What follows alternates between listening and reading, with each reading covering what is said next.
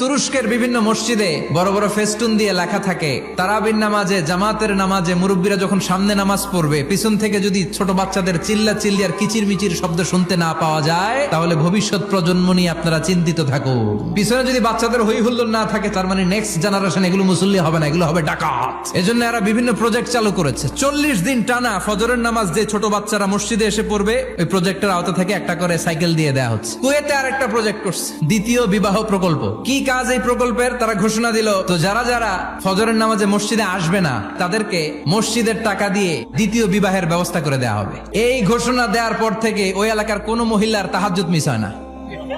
ফজর তো অনেক দূরে, তাহাজ্জুদের সময় থেকে হাজবেন্ডের ডাকা শুরু করে, মসজিদে যাও। অনেক দেশে তারাবি পড়েছি রামাদানে, ছোট বাচ্চারা পিছনে অনেক কিচির মিচির করে। হঠাৎ অ্যানাউন্সমেন্ট দেয়, বাবা মারা ছেলে মেয়েদেরকে শান্ত করেন। কিছুক্ষণ শান্ত, 2 রাকাত পর আবার চিল্লাচিল্লি। এজন্য ছোট বাচ্চাদেরকে মসজিদ থেকে তাড়িয়ে দেওয়া যাবে, এদেরকেও নিয়ে যান।